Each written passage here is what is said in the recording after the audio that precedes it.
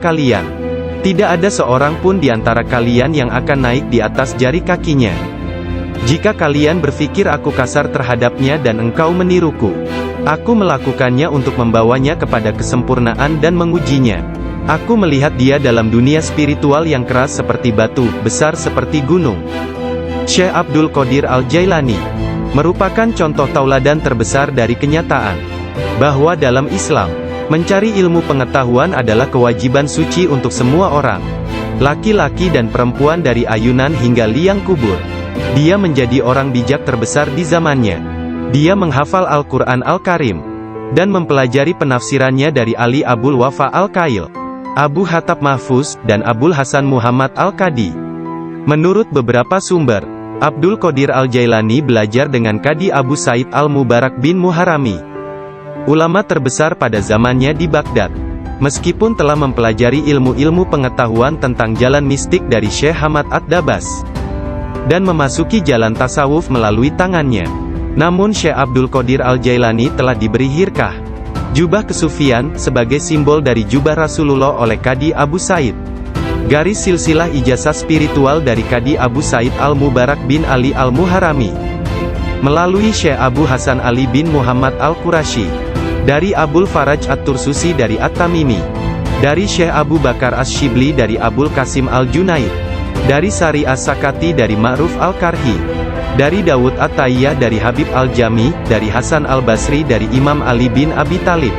Imam Ali menerima hirkah, jubah kesufian, dari tangan mulia Nabi Muhammad kekasih Allah, Tuhan semesta alam, dan beliau menerimanya dari malaikat utama Jibril alaihi salam, yang menerimanya dari kebenaran Tuhan, Allah Azza wa Jalla. Seseorang bertanya kepada Syekh Abdul Qadir Al-Jailani, apakah yang dia terima dari Allah Ta'ala? Beliau menjawab, tingkah laku dan pengetahuan yang baik. Qadi Abu Said Al-Muharrami berkata, sesungguhnya Abdul Qadir Al-Jailani menerima hirkah dari tanganku, tetapi aku juga menerima hirkah dari tangannya. Qadi Abu Said Al-Muharrami mengajar di sebuah madrasah miliknya sendiri, di Babul Az di Baghdad. Kemudian dia memberikan madrasah tersebut kepada Syekh Abdul Qadir Al-Jailani, yang mulai mengajar di sana. Syekh Abdul Qadir Al-Jailani telah berusia 50 tahun lebih pada waktu itu. Kata-kata dan ucapannya mempesona dan menakjubkan, sehingga menggugah hati orang-orang yang mendengarnya. Para murid dan jemaahnya semakin berkembang pesat dalam jumlah yang banyak, sehingga tidak ada tempat, baik di dalam ataupun di sekitar madrasah tersebut, untuk menampung para pengikutnya. Syekh Abdul Qadir Al-Jailani berkata mengenai permulaan mengajarnya, pada suatu pagi aku melihat Rasulullah, beliau bertanya kepadaku, mengapa engkau tidak berbicara? Aku berkata, aku adalah orang Persia. Pada suatu hari, dia diserang di sebuah tempat yang sepi, oleh seorang lelaki yang hendak memperkosanya. Dalam keadaan tidak berdaya, dia berteriak, selamatkan aku, wahai Syekhku Abdul Qadir Al-Jailani. Saat itu, Syekh Abdul Qadir Al-Jailani sedang mengambil wudhu di Baghdad. Orang-orang melihat Syekh tiba-tiba berhenti, kemudian dengan marah, dia mengambil terompahnya, sandal, dan melemparkannya ke atas. Mereka tidak melihat terompah tersebut jatuh.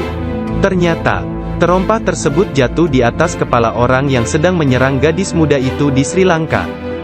Dan pria tersebut pun meninggal dunia. Disebutkan bahwa terompah tersebut tetap berada di sana, disimpan sebagai barang peninggalan. Syekh At-Tustari menceritakan bahwa suatu hari para pengikut Syekh Abdul Qadir Al-Jailani di Baghdad mencari Syekh Abdul Qadir Al-Jailani kemana-mana. Tiba-tiba seseorang berkata kepada mereka bahwa dirinya telah melihat Syekh Abdul Qadir Al-Jailani sedang berjalan menuju ke Sungai Tigris. Lalu para muridnya berlarian menuju ke sana hendak menyusulnya.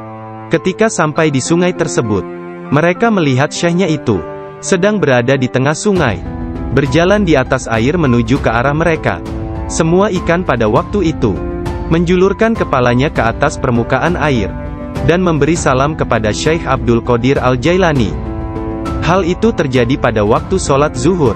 Mereka melihat di atas mereka selembar sejadah yang luas membentang di atas kepala mereka, menutupi seluruh langit. Sajadah tersebut berwarna hijau dan di permukaannya bersulamkan ayat-ayat dari emas dan perak. Sejadah tersebut melayang seperti sejadah terbangnya Nabi Sulaiman. dan turun ke bumi. Orang-orang merasa takjub, diam dan dengan tenang mereka berjalan menuju kepadanya. Syekh Abdul Qadir Al-Jailani berpakaian indah, melangkah di atas sejadah tersebut, dan memimpin mereka melakukan sholat di atasnya. Ketika dia mengangkat tangannya dan mengucapkan Allahu Akbar, seluruhnya seolah-olah menggemakan suara yang sama. Ketika dia berdoa, para malaikat dari 7 petala langit dalam paduan suara mengulang doanya. Ketika dia mengucapkan, segala puji syukur hanya bagi Allah semata, sebuah cahaya hijau keluar dari mulutnya, menyelimuti langit. Pada akhir solat setelah salam, Syekh Abdul Qadir Al-Jailani membuka kedua tangannya dan berkata, Ya Allah ya Tuhanku, demi leluhurku Nabi Muhammad kekasihmu, dan demi orang-orang di antara ciptaanmu yang takut dan mencintaimu, jangan ambil sesuatu dari para pengikutku, sampai mereka dimaafkan dari dosa-dosanya, dan sampai keimanan mereka sempurna. Pada saat itu, setiap orang mendengar dengungan senandung dari para malaikat dan mengatakan, Amin. Mereka juga mengikuti para malaikat dengan mengucapkan Amin. Kemudian mereka mendengar satu suara hatif dari dalam diri mereka, kata-kata, bergembiralah, aku telah menerima doa kalian. Rasulullah bersabda, seorang guru yang sempurna adalah bagaikan seorang nabi bagi kaumnya. Sesungguhnya Hadrat Syekh Abdul Qadir Al-Jailani adalah salah seorang di antara para syekh yang sempurna tersebut, yang telah membukakan orang-orang kepada pintu gerbang kebahagiaan di dunia ini, dan pintu gerbang surga di akhirat.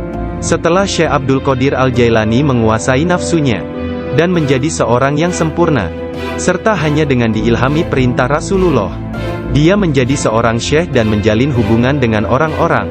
Dirinya senantiasa mengikuti teladan dari leluhurnya Nabi Muhammad, Rasulullah. Ketika pengaruh ajaran Syekh Abdul Qadir Al-Jailani tersebar ke seluruh pelosok dunia, banyak di antara murid-muridnya mendapat kedudukan penting dan banyak pejabat, pegawai pemerintah, yang menjadi muridnya sesuai kemampuan mereka, kualitas dunia dalam batin dan tingkatan spiritual. Dia memerintahkan banyak di antara murid-muridnya untuk bertindak sebagai wakil-wakilnya. Di antaranya ada yang menjadi guru spiritual dan yang lainnya sebagai hakim. Bahkan di antara muridnya ada yang menjabat sebagai gubernur dan para pemegang kekuasaan dunia. Syekh Abdul Qadir Al-Jailani telah menyerahkan diri secara mutlak kepada Allah Azza wa Jalla. Malam-malamnya berlalu dengan sedikit atau bahkan tanpa tidur, dalam doa dan muraqabah menyendiri. Dia menghabiskan hari-harinya sebagai seorang pengikut sejati Nabi Muhammad, dalam berkhidmat dalam kemanusiaan 3 kali dalam seminggu. Dia selalu menyampaikan pengajian umum kepada puluhan ribu manusia, setiap hari di waktu pagi dan petang. Dia memberi pengajaran tafsir Al-Quran, hadis, ilmu tauhid, ilmu fikih dan tasawuf. Setelah sholat zuhur, dia memberikan nasihat dan waktu konsultasi kepada orang-orang, tanpa pandang bulu, baik orang itu berprofesi sebagai pengemis atau raja. Semuanya akan dilayani. Sebelum sholat asar, baik cuaca hujan ataupun cerah, dia pergi ke jalanan untuk membagikan makanan kepada orang-orang miskin. Dalam seluruh hari-harinya di bulan Ramadan, Syekh Abdul Qadir Al-Jailani hanya makan sekali sehari. Setelah sholat maghrib, beliau tidak pernah makan sendirian. Pembantunya akan berdiri di pintu menanyakan orang-orang yang lewat. Jika mereka yang lewat ada yang belum makan, agar mereka ikut makan. Syekh Abdul Qadir Al-Jailani wafat pada hari Sabtu tanggal 8 Rabiul Tsani tahun 561 Hijriah. 1166 Masehi, pada usia 91 tahun. Makamnya yang berada di Madrasah Babut Darajah di kota Baghdad, Irak, menjadi tempat penting dari kunjungan para penziarah kaum sufi dan semua muslim. Ketika mengidap penyakit yang mengantarkannya pada kewafatannya itu, salah seorang anak lelakinya yaitu Abdul Aziz melihat bahwa dia menderita sakit yang luar biasa, meregang dan menggulingkan tubuh di tempat tidurnya. Jangan mencemaskanku, Syekh berkata kepada putranya. Aku berbalik dan berbalik lagi dalam pengetahuan Allah Azza wa Jalla. Ketika anak lelakinya yang lain, yakni Abdul Jabbar, bertanya kepadanya tentang rasa sakitnya, dia berkata, semua tubuhku terasa sakit kecuali hatiku. Tidak ada rasa sakit di sini karena hati ini bersama Allah. Anak lelakinya yang lain, yaitu Abdul Wahab, berkata kepadanya, berilah aku beberapa nasihat. Tentang apa yang harus dilakukan setelah engkau meninggalkan dunia ini. Dia berkata, takutlah kepada Allah dan tiada sesuatu pun yang lain. Berharaplah dari Allah dan percayakan seluruh kebutuhanmu kepadanya. Tidak mengharap dan menginginkan apapun kecuali Dia. Menyandarkan diri kepada Allah dan tidak kepada sesuatu yang lain. Bersatu dengannya, bersatu dengannya, bersatu dengannya. Sebelum meninggal dunia, Syekh Abdul Qadir Al-Jailani melihat sekeliling dan berkata kepada orang-orang yang hadir, telah datang di hadapanku selain kalian. Makhluk lain yang kalian tidak melihatnya telah datang kepadaku. Persiapkan ruangan dan berlaku sopan santunlah kepada mereka. Yakni menghormati kehadiran para malaikat yang tidak dapat dilihat. Aku adalah biji tanpa kulit. Kalian melihatku bersama kalian. Sementara aku dengan seseorang yang lain, sebaiknya kalian meninggalkanku sekarang. Kemudian dia berkata, wahai malaikat pencabut nyawa, aku tidak takut kepadamu, tidak juga kepada sesuatu pun yang lain. Kecuali hanya kepada Allah, yang telah menemaniku dan bermurah hati kepadaku. Pada saat terakhir, dia mengangkat tangan dan berkata, tiada Tuhan selain Allah dan Muhammad adalah Rasul-Nya. Kemuliaan hanya bagi Allah yang Maha Agung, yang hidup abadi. Kemuliaan hanya milik-Nya, yang Maha Kuasa, yang menguasai hamba-hambanya dengan kematian. Kemudian dia mengeluarkan seruan yang keras dan berkata, Allah, Allah, Allah. Dan ruhnya yang mulia serta diberkati meninggalkan jasadnya. Maka wafatlah kekasih Allah menghadap keharibaan. Nama lengkap Syekh Abdul Qadir Al-Jailani berikut nasab dari pihak ayah. Adalah Abu Muhammad Abdul Qadir bin Abu Sahih Musa bin Janka Dausat. Janki Doasti. Bin Abdullah. Bin Yahya Az-Zahid bin Muhammad bin Dawud. Bin Musa bin Abdullah bin Musa Al-Juni bin Abdullah bin Al-Mahdi. Bin Hasan Al-Musana bin Hasan bin Ali bin Abi Talib dan Fatimah Az-Zahra. Silsilah nasab Syekh Abdul Qadir Al-Jailani bersambung kepada Nabi Muhammad Rasulullah. Dari putri beliau yang bernama Sayyidah Fatimah Az-Zahra, istri Sayyidina Ali bin Abi Talib. Adapun silsilah dari ibunya, adalah Abdul Qadir bin Fatimah binti Abdullah. Bin Abu Jamaluddin bin Tahir bin Abdullah bin Kamaluddin Isa. Bin Muhammad Al-Jawad bin Ali Ar-Rida bin Musa Al-Kazim. Bin Jafar As-Sadiq bin Muhammad Al-Bakir bin Ali Zainul Abidin. Bin Husain bin Ali bin Abi Talib. Sepanjang masa bayinya, Syekh Abdul Qadir Jailani tidak pernah makan selama bulan puasa. Suatu ketika pada awal Ramadan, cuaca mendung dan orang-orang tidak dapat melihat bulan baru. Tidak tahu apakah bulan Ramadan sesungguhnya telah masuk atau belum. Mereka datang kepada Ummul Khair Fatimah, ibunda Syekh Abdul Qadir, dan menanyakan apakah si anak sudah makan hari itu. Karena dia belum makan, mereka menetapkan bahwa puasa telah dimulai. Abdul Qadir Al-Jailani menceritakan, ketika kecil, setiap hari aku selalu didatangi seorang malaikat dalam bentuk pemuda tampan.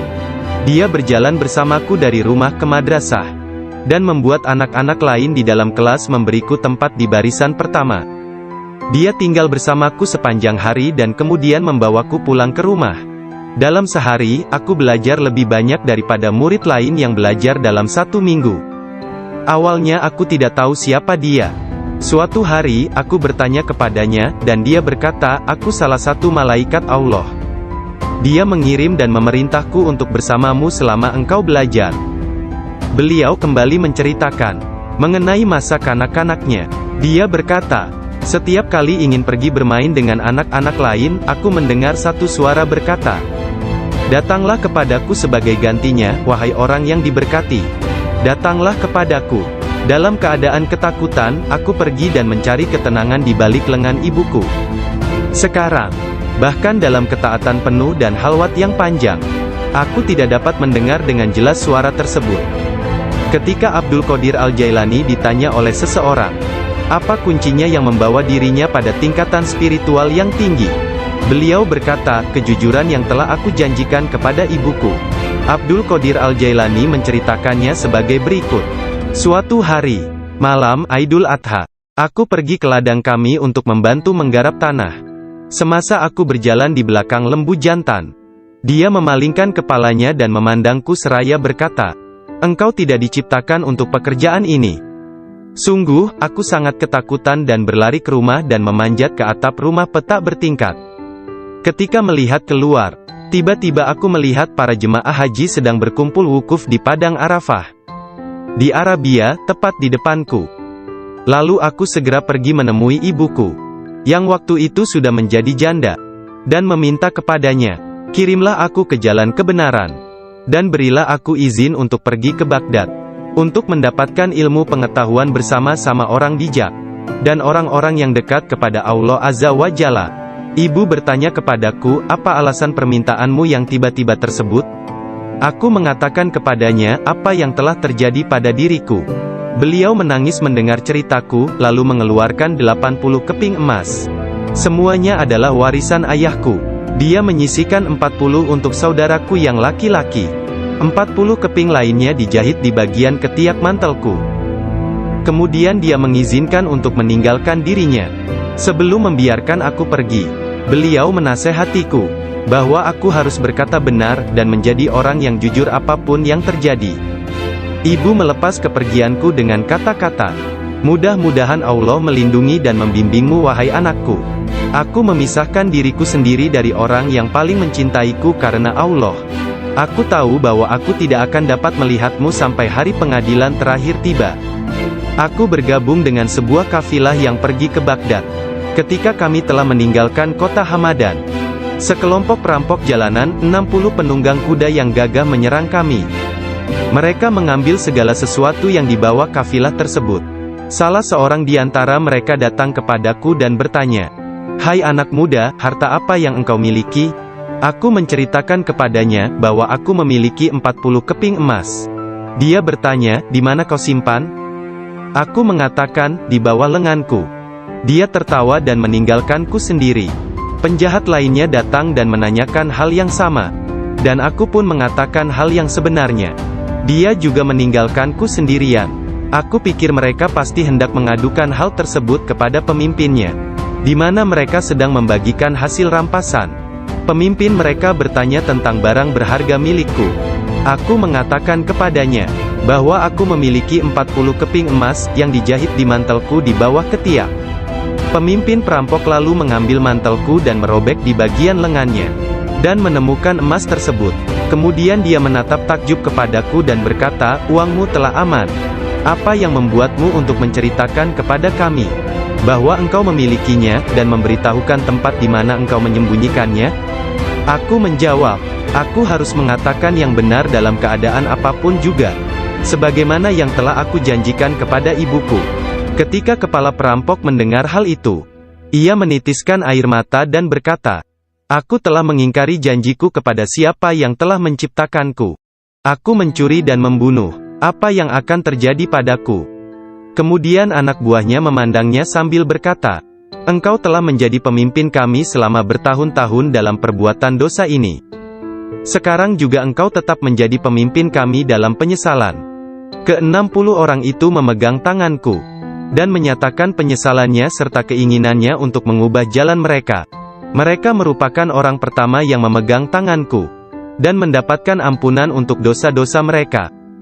Ketika Syekh Abdul Qadir Al-Jailani tiba di Baghdad, beliau berusia 18 tahun. Tatkala dia mencapai pintu gerbang kota, Nabi Khidir muncul dan menghalanginya untuk memasuki kota. Nabi Khidir berkata kepadanya, bahwasanya hal itu ia lakukan atas perintah Allah, agar ia tidak memasuki kota Baghdad hingga 7 tahun ke depan. Nabi Khidir membawanya ke sebuah runtuhan di gurun pasir dan berkata, "Diamlah engkau di sini dan jangan meninggalkan tempat ini." Syekh Abdul Qadir Al-Jailani tetap tinggal di sana selama 3 tahun. Setiap tahunnya Khidir datang kepadanya, dan berkata kepadanya di mana dirinya harus tinggal. Syekh Abdul Qadir Al-Jailani bercerita tentang masa 3 tahun yang dilaluinya tersebut. Saat dalam proses mujahadah dan riyadah. "Selama aku tinggal di gurun, di luar kota Baghdad, semua keindahan dunia telah datang menggodaku. Allah telah memberikanku kemenangan atasnya. Nafsuku mengunjungiku setiap hari, dalam wujud dan bentukku sendiri dan meminta untuk menjadi temannya. Ketika aku akan menolaknya, ia hendak menyerangku. Allah memberiku kemenangan dalam perlawananku. Dan pada waktunya, aku dapat menjadikannya tawananku, dan menahannya bersamaku selama tahun-tahun itu, serta memaksanya untuk tinggal di runtuhan padang pasir. 1 tahun penuh. Aku telah makan rerumputan dan akar-akarnya yang kutemukan. Dan aku tidak minum air apapun. Tahun yang lain aku minum air. Tetapi tidak makan apapun. Tahun selanjutnya aku makan, tidak minum ataupun tidur. Sepanjang waktu itu, aku hidup dalam runtuhan dari istana raja-raja kuno Parsi di Kurk. Aku berjalan dengan kaki telanjang, tanpa alas kaki di atas duri padang pasir, dan tidak merasakan apapun. Setiap kali aku melihat sebuah batu atau bukit yang terjal, aku memanjatnya.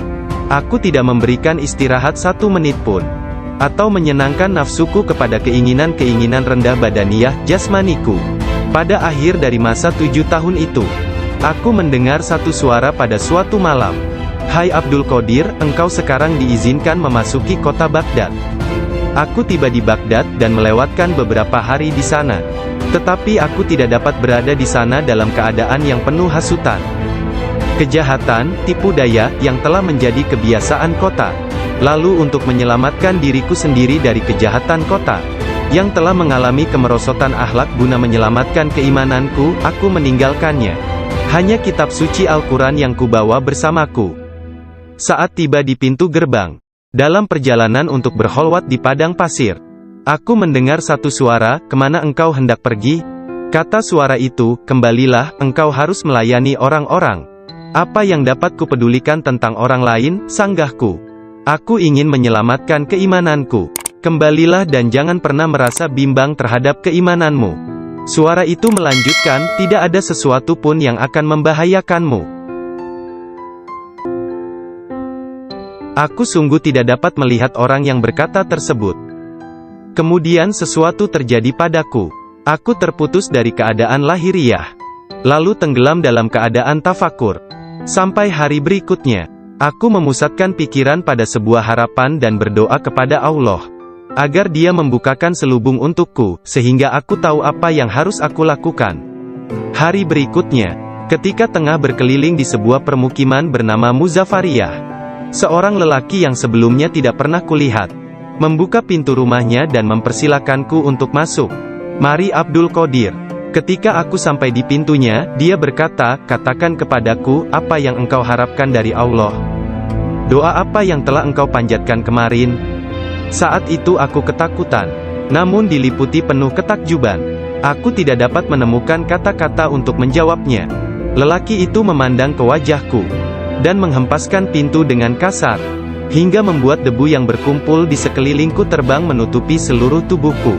Aku berjalan pergi sambil mempertanyakan apa yang telah kuminta dari Allah sehari sebelumnya. Kemudian ingatlah aku. Aku segera balik arah untuk kembali, dan mengatakan kepada lelaki tersebut. Tetapi aku tidak dapat menemukannya, baik rumah ataupun dirinya. Aku sangat bimbang, ketika menyadari bahwa dia adalah khalifah. Mendengar kisahnya, sang khalifah meneteskan air mata dan berkata, "Sungguh, Syekh Abdul Qadir Al-Jailani adalah orang yang hebat." Lalu, khalifah pergi sendiri menemui Syekh. Pada pertemuan tersebut, Syekh memberinya banyak nasihat, dan khalifah tak bisa membendung air matanya dan terus menangis. Meskipun sangat belas kasihan, dan memiliki pribadi dan sikap yang sangat baik, lemah lembut dan mencintai, menepati janji, adil dan keras dalam pengadilannya, Syekh Abdul Qadir Al-Jailani tidak pernah memperlihatkan kemarahan. Apabila kesalahan tersebut hanya menyangkut pribadinya, tetapi sesuatu kesalahan yang dilakukan terhadap keimanan dan agama, dia akan marah besar dan memberi hukuman yang berat. Syekh Abu Najib As-Surawardi menceritakan, pada tahun 523 Hijriah, aku bersama Syekh Hamad, guru Syekh Abdul Qadir Al-Jailani yang juga hadir. Ketika itu Syekh Abdul Qadir Al-Jailani membuat pernyataan keras. Mendengar itu, Syekh Hamad berkata kepadanya, "Wahai Abdul Qadir, engkau berbicara terlalu angkuh. Aku khawatir Allah tidak ridha kepadamu." Syekh Abdul Qadir Al-Jailani meletakkan tangannya di atas dada Syekh Hamad lalu berkata, "Lihat telapak tanganku dengan mata hati," dan berkata lagi, "Dan katakan kepadaku, apa yang tertulis di atasnya?" Ketika Syekh Hamad tidak dapat mengatakannya, Syekh Abdul Qadir Al-Jailani mengangkat tangan dari dada Syekh Hamad, dan memperlihatkan tangan tersebut kepadanya. Di atasnya tertulis tulisan bercahaya, yakni, dia menerima 70 janji dari Allah, bahwa dia tidak akan pernah dikecewakan. Syekh Hamad melihatnya. Dia berkata, tidak akan pernah ada yang mampu keberatan pada orang yang diberkati dengan janji ilahiyah seperti itu. Tidak ada seorang pun dapat berkeberatan kepadanya. Allah Ta'ala memberkati siapa saja yang dia kehendaki di antara hamba-hambanya. Syekh Abdul Qadir Al-Jailani sering berkata, tidak ada seorang pun di antara muridku akan mati sebelum mereka taubat penuh penyesalan. Mereka semua akan mati sebagai hamba-hamba Allah yang beriman. Masing-masing di antara pengikutku akan menyelamatkan 7 orang saudaranya yang berdosa dari api neraka. Seandainya jauh di barat sana, kemaluan salah seorang dari pengikutku tersingkap secara tiba-tiba karena kecerobohannya, kami, meskipun berada jauh di timur, akan menutupinya sebelum seseorang dapat melihatnya. Aku telah diberi sebuah kitab, yaitu sebuah kitab yang panjangnya sejauh mata memandang, berisi semua nama orang yang akan mengikutiku hingga akhir zaman. Dengan berkat Allah Ta'ala, kami akan menyelamatkan mereka semua. Semua orang yang mengikatkan diri mereka kepada Syekh Abdul Qadir Al-Jailani senantiasa damai dan bergembira. Seseorang bertanya kepada Syekh Abdul Qadir Al-Jailani, Anda tahu kedudukan para pengikut Anda yang soleh, dan apa yang menanti mereka di akhirat? Akan tetapi, bagaimana tentang mereka yang buruk? Beliau menjawab, orang-orang yang soleh sayang kepadaku dan aku menyayanginya, demi menyelamatkan mereka yang buruk. Seorang wanita muda menjadi pengikut Syekh Abdul Qadir Al-Jailani yang tinggal di Sri Lanka. Pada suatu hari, dia diserang di sebuah tempat yang sepi oleh seorang lelaki yang hendak memperkosanya. Dalam keadaan tidak berdaya, dia berteriak, "Selamatkan aku, wahai Syekhku Abdul Qadir Al-Jailani." Saat itu, Syekh Abdul Qadir Al-Jailani sedang mengambil wudhu di Baghdad. Orang-orang melihat Syekh tiba-tiba berhenti, kemudian dengan marah, dia mengambil terompahnya, sandal, dan melemparkannya ke atas. Mereka tidak melihat terompah tersebut jatuh. Ternyata, terompah tersebut jatuh di atas kepala orang yang sedang menyerang gadis muda itu di Sri Lanka. Dan pria tersebut pun meninggal dunia. Disebutkan bahwa terompah tersebut tetap berada di sana, disimpan sebagai barang peninggalan. Syekh At-Tustari menceritakan bahwa suatu hari para pengikut Syekh Abdul Qadir Al-Jailani di Baghdad mencari Syekh Abdul Qadir Al-Jailani kemana-mana. Tiba-tiba seseorang berkata kepada mereka bahwa dirinya telah melihat Syekh Abdul Qadir Al-Jailani sedang berjalan menuju ke sungai Tigris. Lalu para muridnya berlarian menuju ke sana hendak menyusulnya. Ketika sampai di sungai tersebut, mereka melihat syekhnya itu sedang berada di tengah sungai, berjalan di atas air menuju ke arah mereka. Semua ikan pada waktu itu menjulurkan kepalanya ke atas permukaan air dan memberi salam kepada Syekh Abdul Qadir Al-Jailani. Hal itu terjadi pada waktu sholat zuhur. Mereka melihat di atas mereka selembar sejadah yang luas membentang di atas kepala mereka, menutupi seluruh langit. Sajadah tersebut berwarna hijau dan di permukaannya bersulamkan ayat-ayat dari emas dan perak. Sejadah tersebut melayang seperti sejadah terbangnya Nabi Sulaiman, dan turun ke bumi. Orang-orang merasa takjub, diam dan dengan tenang mereka berjalan menuju kepadanya. Syekh Abdul Qadir Al-Jailani berpakaian indah, melangkah di atas sejadah tersebut, dan memimpin mereka melakukan sholat di atasnya. Ketika dia mengangkat tangannya dan mengucapkan Allahu Akbar, seluruhnya seolah-olah menggemakan suara yang sama.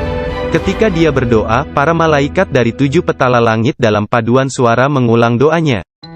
Ketika dia mengucapkan, segala puji syukur hanya bagi Allah semata, sebuah cahaya hijau keluar dari mulutnya, menyelimuti langit. Pada akhir sholat setelah salam, Syekh Abdul Qadir Al-Jailani membuka kedua tangannya dan berkata, "Ya Allah ya Tuhanku, demi leluhurku Nabi Muhammad kekasihmu, dan demi orang-orang di antara ciptaanmu yang takut dan mencintaimu, jangan ambil sesuatu dari para pengikutku, sampai mereka dimaafkan dari dosa-dosanya, dan sampai keimanan mereka sempurna." Pada saat itu, setiap orang mendengar dengungan senandung dari para malaikat dan mengatakan, "Amin." Mereka juga mengikuti para malaikat dengan mengucapkan amin. Kemudian mereka mendengar satu suara hatif dari dalam diri mereka, kata-kata, "Bergembiralah, aku telah menerima doa kalian." Rasulullah bersabda, seorang guru yang sempurna adalah bagaikan seorang nabi bagi kaumnya. Sesungguhnya Hadrat Syekh Abdul Qadir Al-Jailani adalah salah seorang di antara para syekh yang sempurna tersebut, yang telah membukakan orang-orang kepada pintu gerbang kebahagiaan di dunia ini, dan pintu gerbang surga di akhirat. Setelah Syekh Abdul Qadir Al-Jailani menguasai nafsunya, dan menjadi seorang yang sempurna, serta hanya dengan diilhami perintah Rasulullah, dia menjadi seorang syekh dan menjalin hubungan dengan orang-orang. Dirinya senantiasa mengikuti teladan dari leluhurnya Nabi Muhammad Rasulullah. Ketika pengaruh ajaran Syekh Abdul Qadir Al-Jailani tersebar ke seluruh pelosok dunia, banyak di antara murid-muridnya mendapat kedudukan penting dan banyak pejabat, pegawai pemerintah, yang menjadi muridnya sesuai kemampuan mereka, kualitas dunia dalam batin dan tingkatan spiritual. Dia memerintahkan banyak di antara murid-muridnya untuk bertindak sebagai wakil-wakilnya. Di antaranya ada yang menjadi guru spiritual dan yang lainnya sebagai hakim. Bahkan di antara muridnya ada yang menjabat sebagai gubernur dan para pemegang kekuasaan dunia. Syekh Abdul Qadir Al-Jailani telah menyerahkan diri secara mutlak kepada Allah Azza wa Jalla. Malam-malamnya berlalu dengan sedikit atau bahkan tanpa tidur, dalam doa dan muraqabah menyendiri. Dia menghabiskan hari-harinya sebagai seorang pengikut sejati Nabi Muhammad, dalam berkhidmat dalam kemanusiaan 3 kali dalam seminggu. Dia selalu menyampaikan pengajian umum kepada puluhan ribu manusia, setiap hari di waktu pagi dan petang. Dia memberi pengajaran tafsir Al-Quran, hadis, ilmu tauhid, ilmu fikih dan tasawuf. Setelah sholat zuhur, dia memberikan nasihat dan waktu konsultasi kepada orang-orang, tanpa pandang bulu, baik orang itu berprofesi sebagai pengemis atau raja. Semuanya akan dilayani. Sebelum sholat asar, baik cuaca hujan ataupun cerah, dia pergi ke jalanan untuk membagikan makanan kepada orang-orang miskin. Dalam seluruh hari-harinya di bulan Ramadan, Syekh Abdul Qadir Al-Jailani hanya makan sekali sehari. Setelah sholat maghrib, beliau tidak pernah makan sendirian. Pembantunya akan berdiri di pintu menanyakan orang-orang yang lewat. Jika mereka yang lewat ada yang belum makan, agar mereka ikut makan. Syekh Abdul Qadir Al-Jailani wafat pada hari Sabtu tanggal 8 Rabiul Tsani tahun 561 Hijriah. 1166 Masehi, pada usia 91 tahun. Makamnya yang berada di Madrasah Babut Darajah di kota Baghdad, Irak, menjadi tempat penting dari kunjungan para penziarah kaum sufi dan semua muslim. Ketika mengidap penyakit yang mengantarkannya pada kewafatannya itu, salah seorang anak lelakinya yaitu Abdul Aziz melihat bahwa dia menderita sakit yang luar biasa, meregang dan menggulingkan tubuh di tempat tidurnya. "Jangan mencemaskanku," Syekh berkata kepada putranya. "Aku berbalik dan berbalik lagi dalam pengetahuan Allah Azza wa Jalla." Ketika anak lelakinya yang lain, yakni Abdul Jabbar, bertanya kepadanya tentang rasa sakitnya, dia berkata, "Semua tubuhku terasa sakit kecuali hatiku. Tidak ada rasa sakit di sini karena hati ini bersama Allah." Anak lelakinya yang lain, yaitu Abdul Wahab, berkata kepadanya, "Berilah aku beberapa nasihat tentang apa yang harus dilakukan setelah engkau meninggalkan dunia ini." Dia berkata, "Takutlah kepada Allah dan tiada sesuatu pun yang lain. Berharaplah dari Allah dan percayakan seluruh kebutuhanmu kepadanya. Tidak mengharap dan menginginkan apapun kecuali Dia. Menyandarkan diri kepada Allah dan tidak kepada sesuatu yang lain. Bersatu dengannya, bersatu dengannya, bersatu dengannya." Sebelum meninggal dunia, Syekh Abdul Qadir Al-Jailani melihat sekeliling dan berkata kepada orang-orang yang hadir, "Telah datang di hadapanku selain kalian makhluk lain yang kalian tidak melihatnya telah datang kepadaku. Persiapkan ruangan dan berlaku sopan santunlah kepada mereka, yakni menghormati kehadiran para malaikat yang tidak dapat dilihat. Aku adalah biji tanpa kulit. Kalian melihatku bersama kalian. Sementara aku dengan seseorang yang lain, sebaiknya kalian meninggalkanku sekarang." Kemudian dia berkata, "Wahai malaikat pencabut nyawa, aku tidak takut kepadamu, tidak juga kepada sesuatu pun yang lain, kecuali hanya kepada Allah, yang telah menemaniku dan bermurah hati kepadaku." Pada saat terakhir, dia mengangkat tangan dan berkata, "Tiada Tuhan selain Allah dan Muhammad adalah Rasul-Nya. Kemuliaan hanya bagi Allah yang Maha Agung, yang hidup abadi. Kemuliaan hanya miliknya, yang maha kuasa, yang menguasai hamba-hambanya dengan kematian. Kemudian dia mengeluarkan seruan yang keras dan berkata, Allah, Allah, Allah. Dan ruhnya yang mulia serta diberkati meninggalkan jasadnya. Maka wafatlah kekasih Allah menghadap keharibaan. Nama lengkap Syekh Abdul Qadir Al-Jailani berikut nasab dari pihak ayah. Adalah Abu Muhammad Abdul Qadir bin Abu Sahih Musa bin Janka Dausat. Janki Doasti. Bin Abdullah. Bin Yahya Az-Zahid bin Muhammad bin Dawud. Bin Musa bin Abdullah bin Musa Al-Juni bin Abdullah bin Al-Mahdi.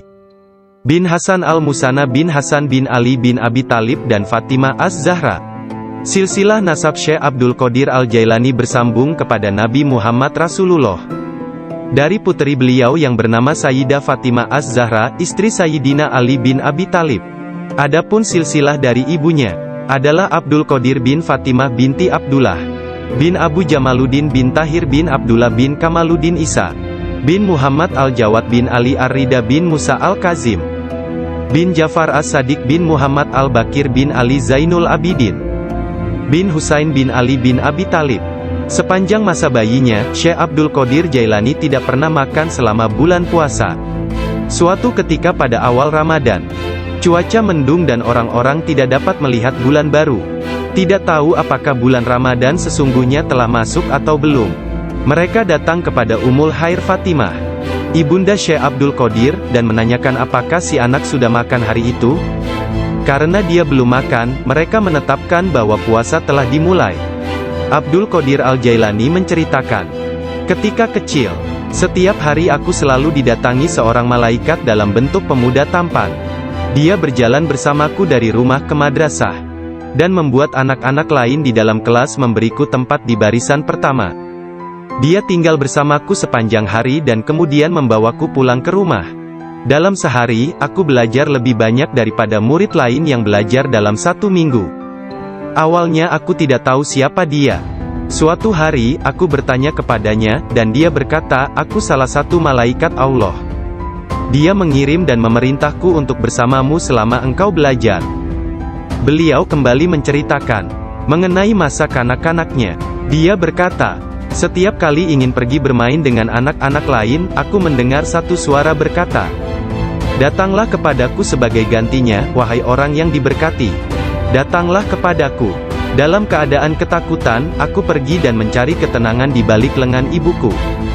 Sekarang, bahkan dalam ketaatan penuh dan halwat yang panjang, aku tidak dapat mendengar dengan jelas suara tersebut. Ketika Abdul Qadir Al-Jailani ditanya oleh seseorang, apa kuncinya yang membawa dirinya pada tingkatan spiritual yang tinggi? Beliau berkata, kejujuran yang telah aku janjikan kepada ibuku. Abdul Qadir Al-Jailani menceritakannya sebagai berikut. Suatu hari, malam Aidul Adha, aku pergi ke ladang kami untuk membantu menggarap tanah. Semasa aku berjalan di belakang lembu jantan, dia memalingkan kepalanya dan memandangku seraya berkata, engkau tidak diciptakan untuk pekerjaan ini.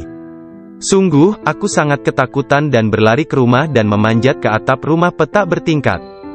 Ketika melihat keluar, tiba-tiba aku melihat para jemaah haji sedang berkumpul wukuf di Padang Arafah. Di Arabia, tepat di depanku. Lalu aku segera pergi menemui ibuku, yang waktu itu sudah menjadi janda, dan meminta kepadanya, kirimlah aku ke jalan kebenaran, dan berilah aku izin untuk pergi ke Baghdad, untuk mendapatkan ilmu pengetahuan bersama-sama orang bijak, dan orang-orang yang dekat kepada Allah Azza wa Jalla. Ibu bertanya kepadaku, apa alasan permintaanmu yang tiba-tiba tersebut?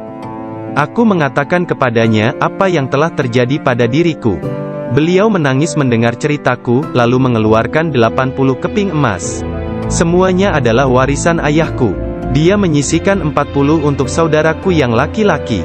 40 keping lainnya dijahit di bagian ketiak mantelku. Kemudian dia mengizinkan untuk meninggalkan dirinya. Sebelum membiarkan aku pergi, beliau menasehatiku, bahwa aku harus berkata benar, dan menjadi orang yang jujur apapun yang terjadi. Ibu melepas kepergianku dengan kata-kata, mudah-mudahan Allah melindungi dan membimbingmu wahai anakku. Aku memisahkan diriku sendiri dari orang yang paling mencintaiku karena Allah. Aku tahu bahwa aku tidak akan dapat melihatmu sampai hari pengadilan terakhir tiba. Aku bergabung dengan sebuah kafilah yang pergi ke Baghdad.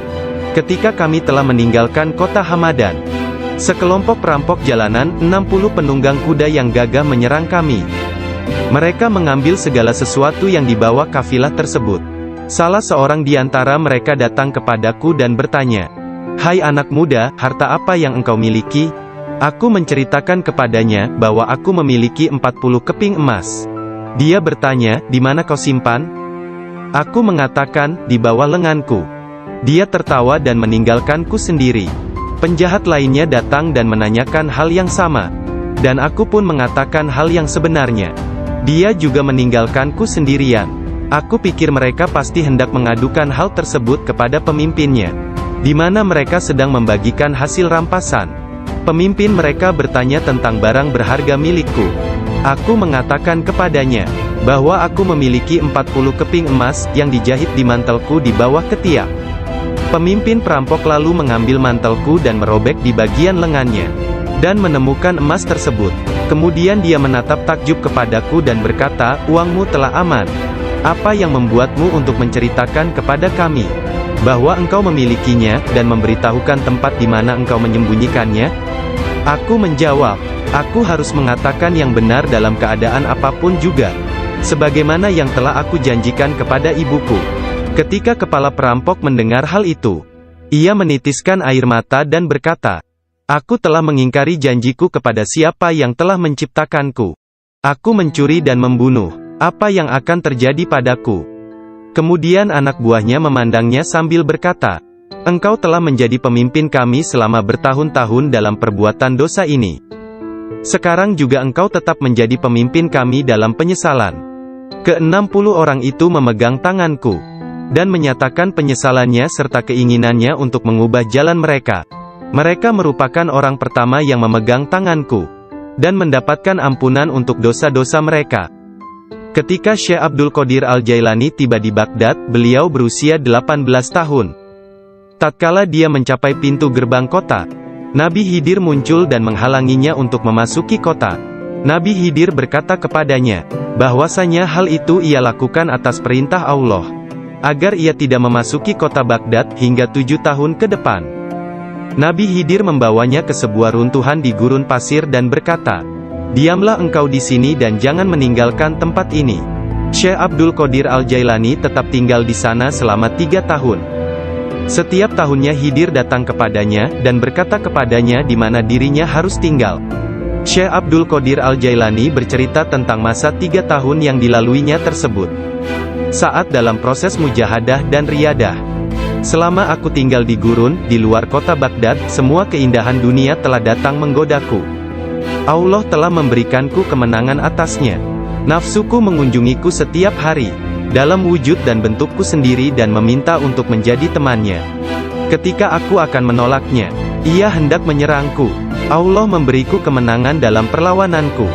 Dan pada waktunya, aku dapat menjadikannya tawananku, dan menahannya bersamaku selama tahun-tahun itu, serta memaksanya untuk tinggal di runtuhan padang pasir. 1 tahun penuh, aku telah makan rerumputan dan akar-akarnya yang kutemukan. Dan aku tidak minum air apapun. Tahun yang lain aku minum air, tetapi tidak makan apapun. Tahun selanjutnya aku makan, tidak minum ataupun tidur. Sepanjang waktu itu, aku hidup dalam runtuhan dari istana raja-raja kuno Parsi di Kurd. Aku berjalan dengan kaki telanjang, tanpa alas kaki di atas duri padang pasir, dan tidak merasakan apapun. Setiap kali aku melihat sebuah batu atau bukit yang terjal, aku memanjatnya. Aku tidak memberikan istirahat 1 menit pun. Atau menyenangkan, aku tidak memberikan istirahat 1 menit pun. Atau menyenangkan nafsuku kepada keinginan-keinginan rendah badaniyah, jasmaniku. Pada akhir dari masa 7 tahun itu, aku mendengar satu suara pada suatu malam. "Hai Abdul Qadir, engkau sekarang diizinkan memasuki kota Baghdad." Aku tiba di Baghdad, dan melewatkan beberapa hari di sana. Tetapi aku tidak dapat berada di sana dalam keadaan yang penuh hasutan, kejahatan, tipu daya, yang telah menjadi kebiasaan kota. Lalu untuk menyelamatkan diriku sendiri dari kejahatan kota, yang telah mengalami kemerosotan akhlak, guna menyelamatkan keimananku, aku meninggalkannya. Hanya kitab suci Al-Quran yang kubawa bersamaku. Saat tiba di pintu gerbang, dalam perjalanan untuk berkholwat di padang pasir, aku mendengar satu suara, "Kemana engkau hendak pergi?" Kata suara itu, "Kembalilah, engkau harus melayani orang-orang." "Apa yang dapat kupedulikan tentang orang lain?" sanggahku. "Aku ingin menyelamatkan keimananku. Kembalilah dan jangan pernah merasa bimbang terhadap keimananmu." Suara itu melanjutkan, "Tidak ada sesuatu pun yang akan membahayakanmu." Aku sungguh tidak dapat melihat orang yang berkata tersebut. Kemudian sesuatu terjadi padaku. Aku terputus dari keadaan lahiriah, lalu tenggelam dalam keadaan tafakur. Sampai hari berikutnya, aku memusatkan pikiran pada sebuah harapan dan berdoa kepada Allah, agar Dia membukakan selubung untukku, sehingga aku tahu apa yang harus aku lakukan. Hari berikutnya, ketika tengah berkeliling di sebuah permukiman bernama Muzafariyah, seorang lelaki yang sebelumnya tidak pernah kulihat, membuka pintu rumahnya dan mempersilakanku untuk masuk. "Mari Abdul Qadir." Ketika aku sampai di pintunya, dia berkata, "Katakan kepadaku, apa yang engkau harapkan dari Allah? Doa apa yang telah engkau panjatkan kemarin?" Saat itu aku ketakutan, namun diliputi penuh ketakjuban. Aku tidak dapat menemukan kata-kata untuk menjawabnya. Lelaki itu memandang ke wajahku, dan menghempaskan pintu dengan kasar, hingga membuat debu yang berkumpul di sekelilingku terbang menutupi seluruh tubuhku. Aku berjalan pergi sambil mempertanyakan apa yang telah kuminta dari Allah sehari sebelumnya. Kemudian ingatlah aku segera balik arah untuk kembali, dan mengatakan kepada lelaki tersebut.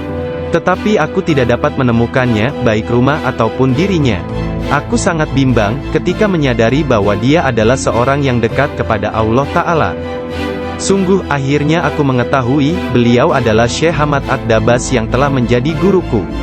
Pada suatu malam yang dingin dan hujan gerimis, satu tangan yang tidak terlihat jelas membawa Syekh Abdul Qadir Al-Jailani ke tempat bermalam para sufi atau zawiyah, milik Syekh Abdul Hamad bin Muslim Ad-Dabas. Syekh yang mengetahui berkat ilham ilahiyah tentang kedatangan Syekh Abdul Qadir Al-Jailani, menutup pintu-pintu tempat menginap sufiyah dan memadamkan lampu. Ketika beliau duduk di ambang pintu yang terkunci, beliau tertidur dan mimpi basah di malam hari. Lalu dia mandi di sungai dan mengambil wudhu. Dia tertidur lagi. Kejadian tersebut berulang sampai 7 kali pada malam itu. Maka beliau kembali mandi dan berwudhu menggunakan air yang sedingin es.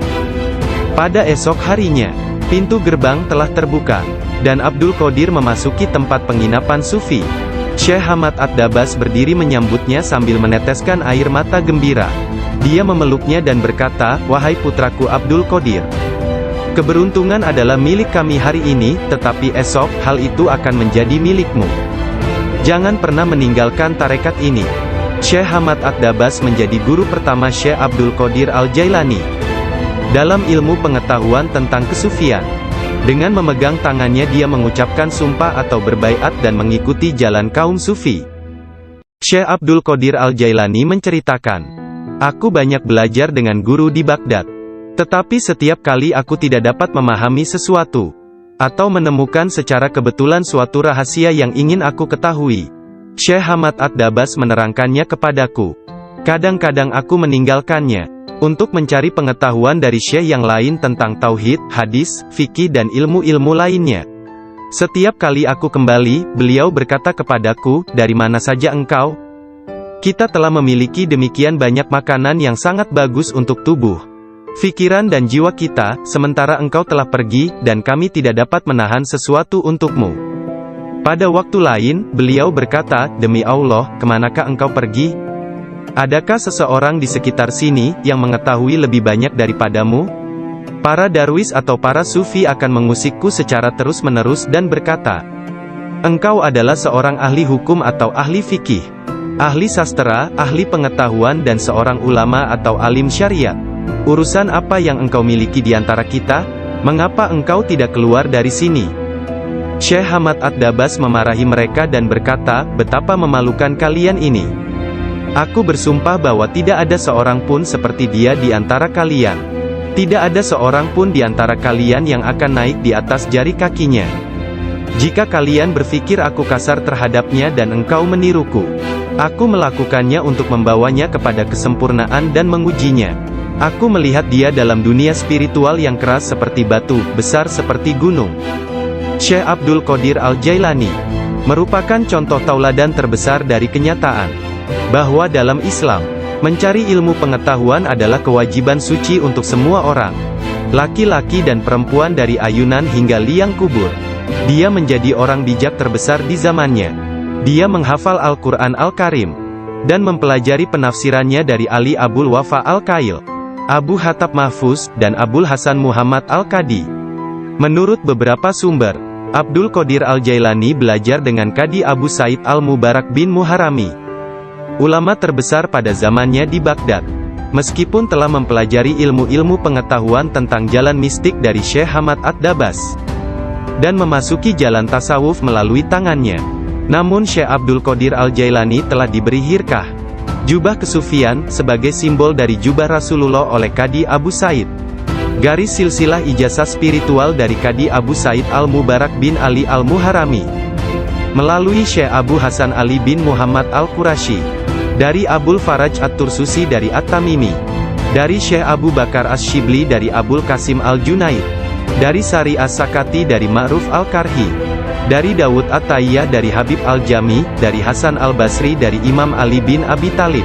Imam Ali menerima hirkah, jubah kesufian, dari tangan mulia Nabi Muhammad kekasih Allah, Tuhan semesta alam, dan beliau menerimanya dari malaikat utama Jibril alaihi salam, yang menerimanya dari kebenaran Tuhan, Allah Azza wa Jalla. Seseorang bertanya kepada Syekh Abdul Qadir Al-Jailani, apakah yang dia terima dari Allah Ta'ala? Beliau menjawab, tingkah laku dan pengetahuan yang baik. Qadi Abu Said Al-Muharami berkata, sesungguhnya Abdul Qadir Al-Jailani menerima hirkah dari tanganku, tetapi aku juga menerima hirkah dari tangannya. Qadi Abu Said Al-Muharami mengajar di sebuah madrasah miliknya sendiri, di Babul Az di Baghdad. Kemudian dia memberikan madrasah tersebut kepada Syekh Abdul Qadir Al-Jailani, yang mulai mengajar di sana. Syekh Abdul Qadir Al-Jailani telah berusia 50 tahun lebih pada waktu itu. Kata-kata dan ucapannya mempesona dan menakjubkan, sehingga menggugah hati orang-orang yang mendengarnya. Para murid dan jemaahnya semakin berkembang pesat dalam jumlah yang banyak, sehingga tidak ada tempat, baik di dalam ataupun di sekitar madrasah tersebut, untuk menampung para pengikutnya. Syekh Abdul Qadir Al-Jailani berkata mengenai permulaan mengajarnya, pada suatu pagi aku melihat Rasulullah, beliau bertanya kepadaku, mengapa engkau tidak berbicara? Aku berkata, aku adalah orang Persia, bagaimana aku dapat berbicara dengan bahasa Arab yang indah dari Baghdad? Buka mulutmu, beliau berkata, dan kulakukan perintah beliau. Nabi Muhammad lantas meniup nafasnya ke mulutku 7 kali.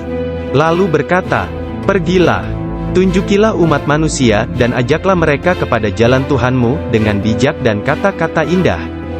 Aku menjalankan sholat zuhur, dan aku melihat orang telah ramai sedang menungguku berbicara.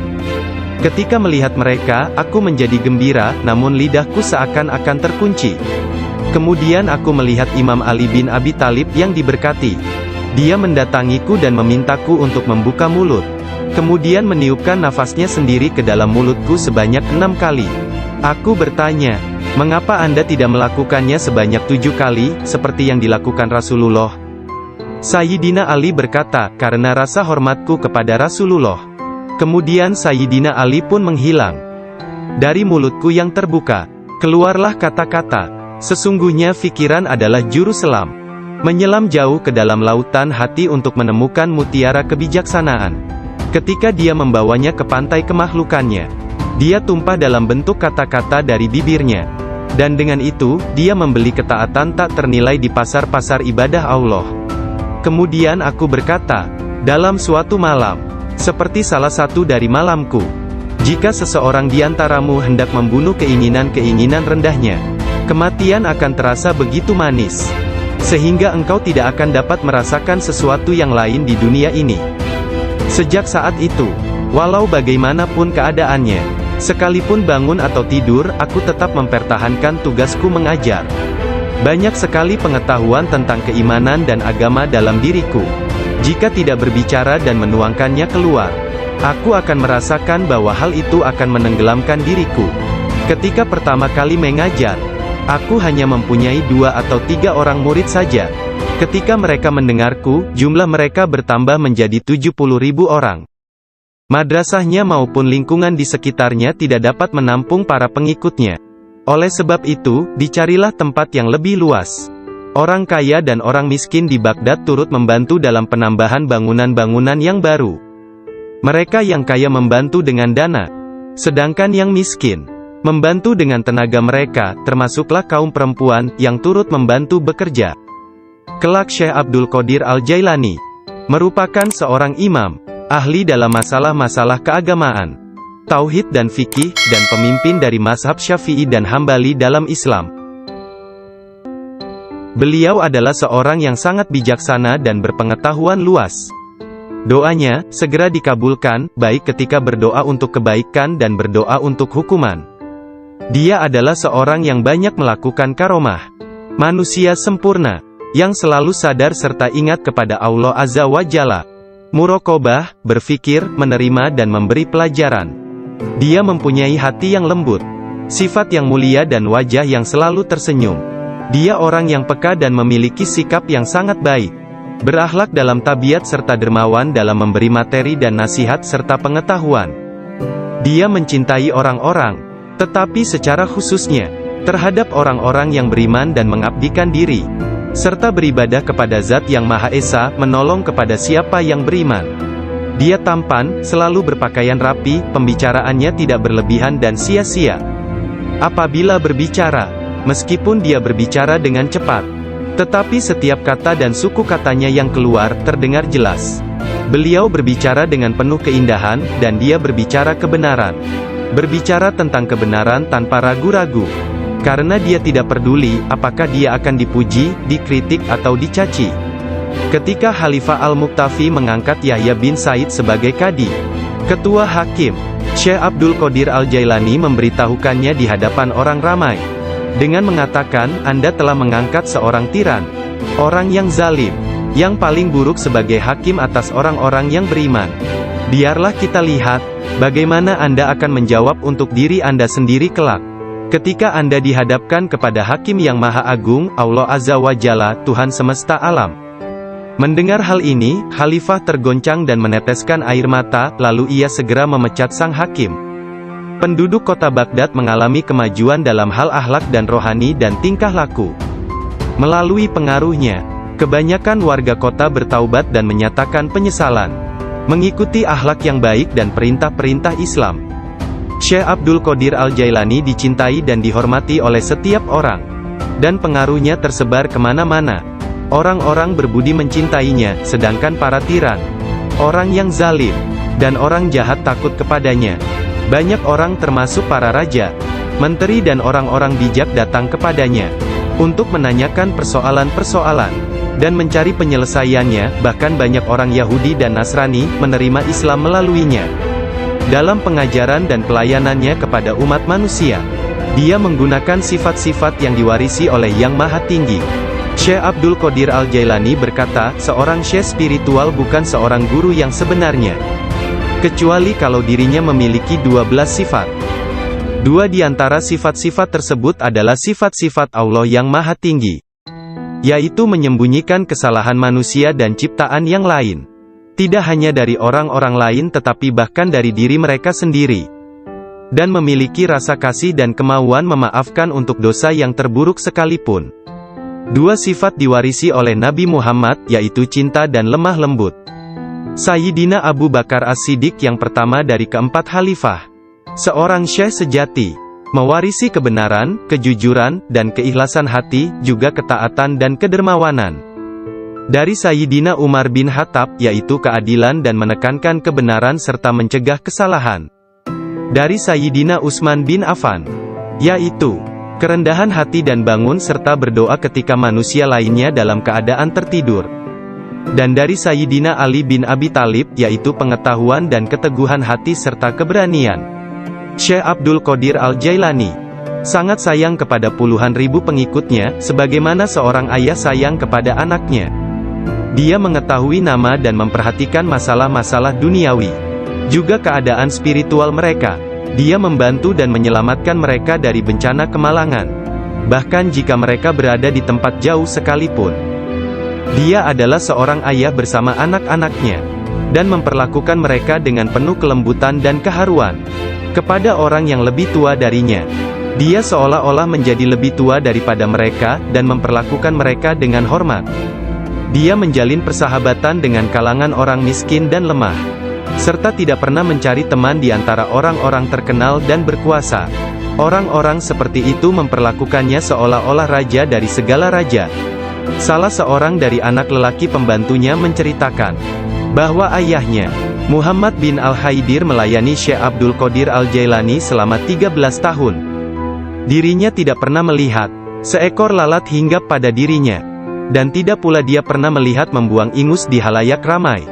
Meskipun Tuan Syekh memperlakukan kaum lemah dan miskin dengan rasa hormat yang besar, pembantunya tidak pernah melihatnya berdiri ketika para sultan datang mengunjunginya, dan tidak pula dia mengunjungi mereka, atau dia tidak memakan makanan mereka kecuali sekali.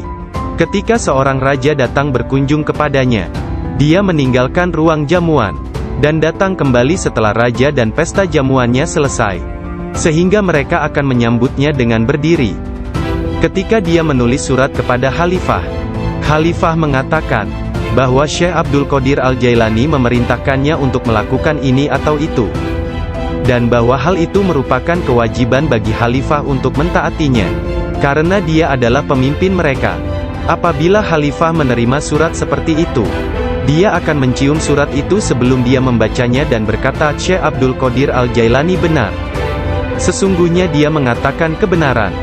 Abu Hasan, salah seorang hakim agung pada masa itu, menceritakan, aku mendengar Khalifah Al-Muqtafi berkata kepada menterinya Ibnu Hubairah, Syekh Abdul Qadir Al-Jailani mentertawakanku.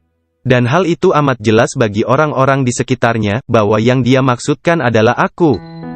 Dilaporkan kepadaku, bahwa dia menunjukkan sebuah pohon kurma di kebunnya dan berkata, engkau lebih baik bekerja, jangan bepergian terlalu jauh, atau aku akan memenggal kepalamu.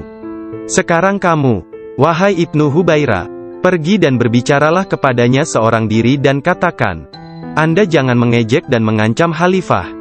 Anda harus tahu bahwa kedudukan Khalifah adalah suci dan harus dihormati. Sang menteri Ibnu Hubairah pun pergi kepada Syekh Abdul Qadir Al-Jailani, dan melihatnya sedang berkumpul dengan kerumunan orang ramai. Dalam pembicaraannya pada satu pokok, tiba-tiba Syekh Abdul Qadir menyatakan, sesungguhnya aku akan memenggal kepalanya juga. Sang menteri merasa bahwa yang Syekh maksudkan adalah dia. Sang menteri pun ketakutan. Dia pun melarikan diri, dan mengisahkan apa yang terjadi terhadap dirinya kepada Khalifah. Mendengar kisahnya, sang Khalifah meneteskan air mata dan berkata, sungguh, Syekh Abdul Qadir Al-Jailani adalah orang yang hebat. Lalu, Khalifah pergi sendiri menemui Syekh.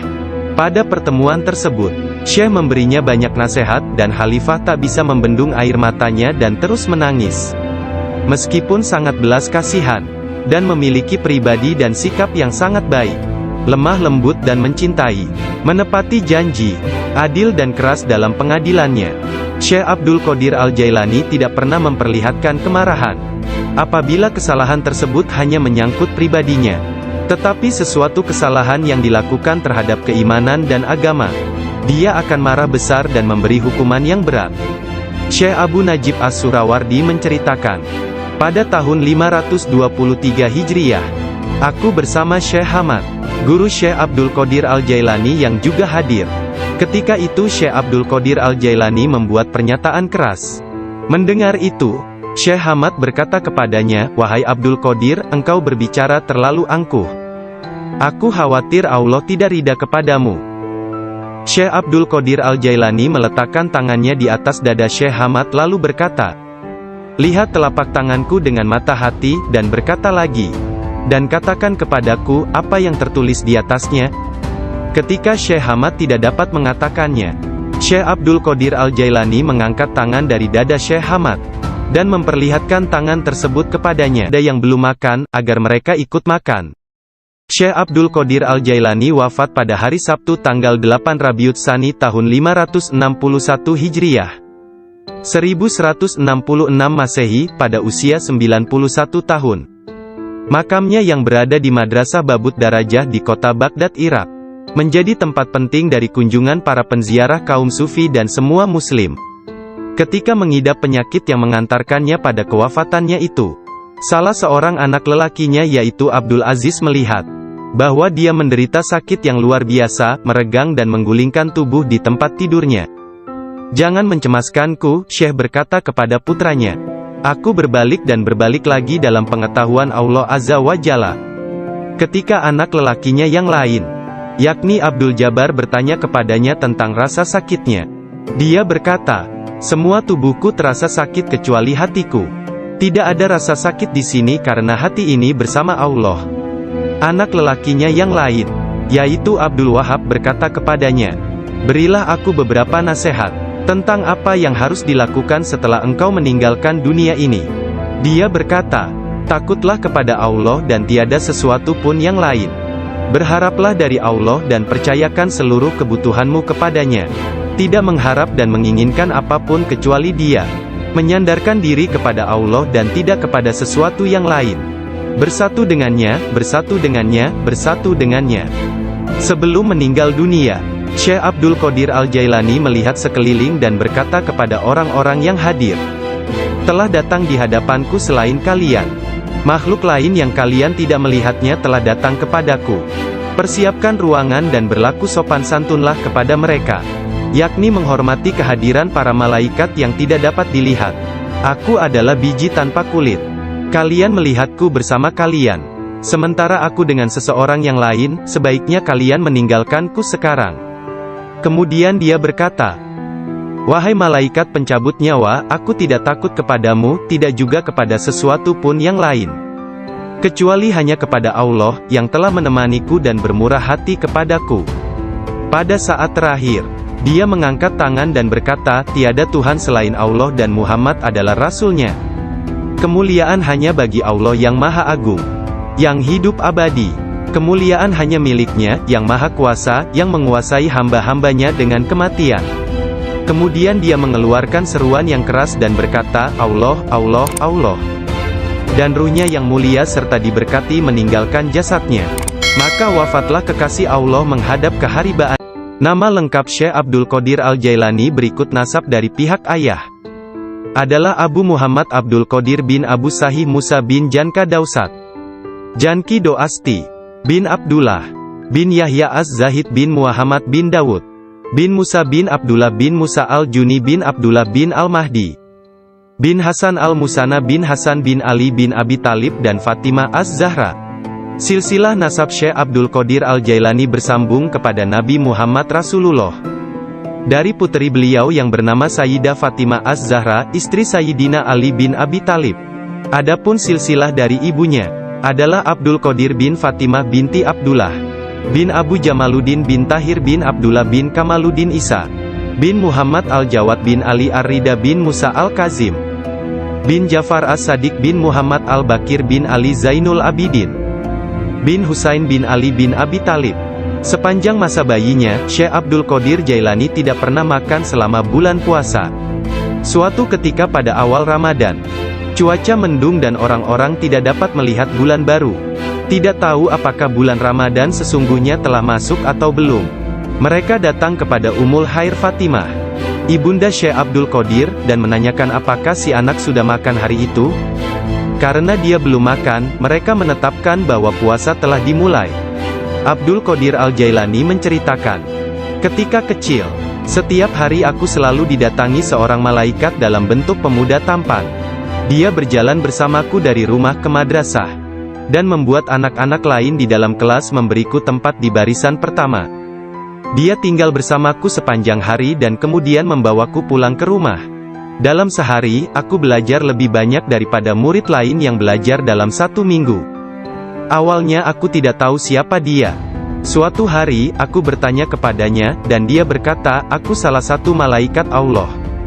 Dia mengirim dan memerintahku untuk bersamamu selama engkau belajar.'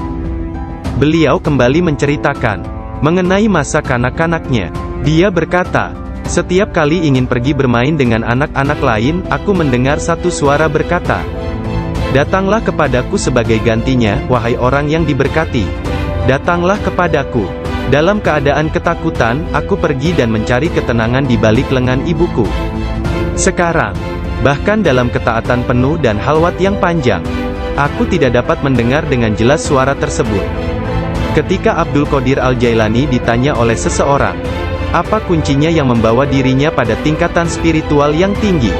Beliau berkata, kejujuran yang telah aku janjikan kepada ibuku. Abdul Qadir Al-Jailani menceritakannya sebagai berikut. Suatu hari, malam Aidul Adha, aku pergi ke ladang kami untuk membantu menggarap tanah. Semasa aku berjalan di belakang lembu jantan, dia memalingkan kepalanya dan memandangku seraya berkata, engkau tidak diciptakan untuk pekerjaan ini. Sungguh, aku sangat ketakutan dan berlari ke rumah dan memanjat ke atap rumah petak bertingkat. Ketika melihat keluar, tiba-tiba aku melihat para jemaah haji sedang berkumpul wukuf di Padang Arafah. Di Arabia, tepat di depanku. Lalu aku segera pergi menemui ibuku, yang waktu itu sudah menjadi janda, dan meminta kepadanya, kirimlah aku ke jalan kebenaran, dan berilah aku izin untuk pergi ke Baghdad, untuk mendapatkan ilmu pengetahuan bersama-sama orang bijak, dan orang-orang yang dekat kepada Allah Azza wa Jalla.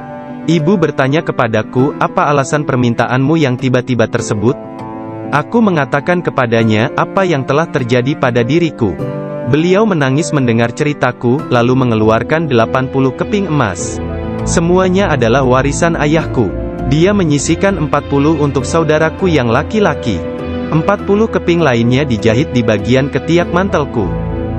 Kemudian dia mengizinkan untuk meninggalkan dirinya. Sebelum membiarkan aku pergi, beliau menasehatiku, bahwa aku harus berkata benar, dan menjadi orang yang jujur apapun yang terjadi.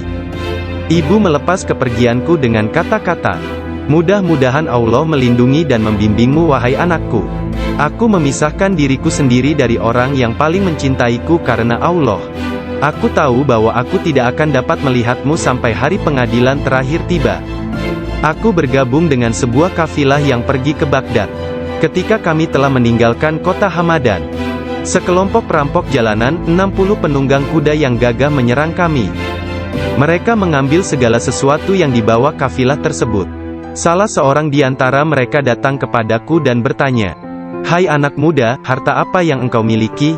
Aku menceritakan kepadanya, bahwa aku memiliki 40 keping emas. Dia bertanya, di mana kau simpan? Aku mengatakan, di bawah lenganku. Dia tertawa dan meninggalkanku sendiri. Penjahat lainnya datang dan menanyakan hal yang sama. Dan aku pun mengatakan hal yang sebenarnya. Dia juga meninggalkanku sendirian. Aku pikir mereka pasti hendak mengadukan hal tersebut kepada pemimpinnya, di mana mereka sedang membagikan hasil rampasan. Pemimpin mereka bertanya tentang barang berharga milikku. Aku mengatakan kepadanya, bahwa aku memiliki 40 keping emas, yang dijahit di mantelku di bawah ketiak. Pemimpin perampok lalu mengambil mantelku dan merobek di bagian lengannya, dan menemukan emas tersebut. Kemudian dia menatap takjub kepadaku dan berkata, uangmu telah aman. Apa yang membuatmu untuk menceritakan kepada kami, bahwa engkau memilikinya, dan memberitahukan tempat di mana engkau menyembunyikannya? Aku menjawab, aku harus mengatakan yang benar dalam keadaan apapun juga, sebagaimana yang telah aku janjikan kepada ibuku. Ketika kepala perampok mendengar hal itu, ia menitiskan air mata dan berkata, aku telah mengingkari janjiku kepada siapa yang telah menciptakanku. Aku mencuri dan membunuh, apa yang akan terjadi padaku? Kemudian anak buahnya memandangnya sambil berkata, engkau telah menjadi pemimpin kami selama bertahun-tahun dalam perbuatan dosa ini. Sekarang juga engkau tetap menjadi pemimpin kami dalam penyesalan. Ke-60 orang itu memegang tanganku, dan menyatakan penyesalannya serta keinginannya untuk mengubah jalan mereka. Mereka merupakan orang pertama yang memegang tanganku, dan mendapatkan ampunan untuk dosa-dosa mereka. Ketika Syekh Abdul Qadir Al-Jailani tiba di Baghdad, beliau berusia 18 tahun. Tatkala dia mencapai pintu gerbang kota, Nabi Khidir muncul dan menghalanginya untuk memasuki kota. Nabi Khidir berkata kepadanya, bahwasanya hal itu ia lakukan atas perintah Allah, agar ia tidak memasuki kota Baghdad hingga 7 tahun ke depan. Nabi Khidir membawanya ke sebuah runtuhan di gurun pasir dan berkata, "Diamlah engkau di sini dan jangan meninggalkan tempat ini." Syekh Abdul Qadir Al-Jailani tetap tinggal di sana selama 3 tahun. Setiap tahunnya Khidir datang kepadanya, dan berkata kepadanya di mana dirinya harus tinggal. Syekh Abdul Qadir Al-Jailani bercerita tentang masa 3 tahun yang dilaluinya tersebut. Saat dalam proses mujahadah dan riyadah. "Selama aku tinggal di gurun, di luar kota Baghdad, semua keindahan dunia telah datang menggodaku. Allah telah memberikanku kemenangan atasnya. Nafsuku mengunjungiku setiap hari, dalam wujud dan bentukku sendiri dan meminta untuk menjadi temannya. Ketika aku akan menolaknya, ia hendak menyerangku. Allah memberiku kemenangan dalam perlawananku. Dan pada waktunya, aku dapat menjadikannya tawananku, dan menahannya bersamaku selama tahun-tahun itu, serta memaksanya untuk tinggal di runtuhan padang pasir. 1 tahun penuh, aku telah makan rerumputan dan akar-akarnya yang kutemukan. Dan aku tidak minum air apapun. Tahun yang lain aku minum air. Tetapi tidak makan apapun. Tahun selanjutnya aku makan, tidak minum ataupun tidur. Sepanjang waktu itu, aku hidup dalam runtuhan dari istana raja-raja kuno Parsi di Kurk. Aku berjalan dengan kaki telanjang, tanpa alas kaki di atas duri padang pasir, dan tidak merasakan apapun. Setiap kali aku melihat sebuah batu atau bukit yang terjal, aku memanjatnya. Aku tidak memberikan istirahat 1 menit pun, atau menyenangkan nafsuku kepada keinginan-keinginan rendah badaniyah jasmaniku. Pada akhir dari masa 7 tahun itu, aku mendengar satu suara pada suatu malam. "Hai Abdul Qadir, engkau sekarang diizinkan memasuki kota Baghdad." Aku tiba di Baghdad dan melewatkan beberapa hari di sana. Tetapi aku tidak dapat berada di sana dalam keadaan yang penuh hasutan, kejahatan, tipu daya, yang telah menjadi kebiasaan kota. Lalu untuk menyelamatkan diriku sendiri dari kejahatan kota, yang telah mengalami kemerosotan akhlak, guna menyelamatkan keimananku, aku meninggalkannya. Hanya kitab suci Al-Quran yang kubawa bersamaku. Saat tiba di pintu gerbang, dalam perjalanan untuk berkholwat di padang pasir, aku mendengar satu suara, "Kemana engkau hendak pergi?" Kata suara itu, "Kembalilah, engkau harus melayani orang-orang." "Apa yang dapat kupedulikan tentang orang lain?" sanggahku. "Aku ingin menyelamatkan keimananku. Kembalilah dan jangan pernah merasa bimbang terhadap keimananmu." Suara itu melanjutkan, "Tidak ada sesuatu pun yang akan membahayakanmu." Aku sungguh tidak dapat melihat orang yang berkata tersebut. Kemudian sesuatu terjadi padaku. Aku terputus dari keadaan lahiriah, lalu tenggelam dalam keadaan tafakur. Sampai hari berikutnya, aku memusatkan pikiran pada sebuah harapan dan berdoa kepada Allah, agar Dia membukakan selubung untukku, sehingga aku tahu apa yang harus aku lakukan. Hari berikutnya, ketika tengah berkeliling di sebuah permukiman bernama Muzaffariyah, seorang lelaki yang sebelumnya tidak pernah kulihat, membuka pintu rumahnya dan mempersilakanku untuk masuk. "Mari Abdul Qadir." Ketika aku sampai di pintunya, dia berkata, "Katakan kepadaku, apa yang engkau harapkan dari Allah? Doa apa yang telah engkau panjatkan kemarin?" Saat itu aku ketakutan, namun diliputi penuh ketakjuban. Aku tidak dapat menemukan kata-kata untuk menjawabnya. Lelaki itu memandang ke wajahku, dan menghempaskan pintu dengan kasar, hingga membuat debu yang berkumpul di sekelilingku terbang menutupi seluruh tubuhku. Aku berjalan pergi sambil mempertanyakan apa yang telah kuminta dari Allah sehari sebelumnya. Kemudian ingatlah aku. Aku segera balik arah untuk kembali, dan mengatakan kepada lelaki tersebut. Tetapi aku tidak dapat menemukannya, baik rumah ataupun dirinya. Aku sangat bimbang, ketika menyadari bahwa dia adalah seorang yang dekat kepada Allah Ta'ala. Sungguh, akhirnya aku mengetahui, beliau adalah Syekh Hamad Ad-Dabas yang telah menjadi guruku. Pada suatu malam yang dingin dan hujan gerimis, satu tangan yang tidak terlihat jelas membawa Syekh Abdul Qadir Al-Jailani ke tempat bermalam para sufi atau zawiyah, milik Syekh Abdul Hamad bin Muslim Ad-Dabas. Syekh yang mengetahui berkat ilham ilahiyah tentang kedatangan Syekh Abdul Qadir Al-Jailani, menutup pintu-pintu tempat menginap sufiyah dan memadamkan lampu. Ketika beliau duduk di ambang pintu yang terkunci, beliau tertidur dan mimpi basah di malam hari. Lalu dia mandi di sungai dan mengambil wudhu. Dia tertidur lagi. Kejadian tersebut berulang sampai 7 kali pada malam itu. Maka beliau kembali mandi dan berwudu menggunakan air yang sedingin es. Pada esok harinya, pintu gerbang telah terbuka, dan Abdul Qadir memasuki tempat penginapan Sufi. Syekh Hamad Ad-Dabas berdiri menyambutnya sambil meneteskan air mata gembira. Dia memeluknya dan berkata, "Wahai putraku Abdul Qadir, keberuntungan adalah milik kami hari ini, tetapi esok, hal itu akan menjadi milikmu. Jangan pernah meninggalkan tarekat ini." Syekh Hamad Ad-Dabas menjadi guru pertama Syekh Abdul Qadir Al-Jailani dalam ilmu pengetahuan tentang kesufian. Dengan memegang tangannya dia mengucapkan sumpah atau berbaiat dan mengikuti jalan kaum sufi. Syekh Abdul Qadir Al-Jailani menceritakan, "Aku banyak belajar dengan guru di Baghdad. Tetapi setiap kali aku tidak dapat memahami sesuatu, atau menemukan secara kebetulan suatu rahasia yang ingin aku ketahui, Syekh Hamad Ad-Dabas menerangkannya kepadaku. Kadang-kadang aku meninggalkannya, untuk mencari pengetahuan dari syekh yang lain tentang tauhid, hadis, fikih dan ilmu-ilmu lainnya. Setiap kali aku kembali, beliau berkata kepadaku, 'Dari mana saja engkau?'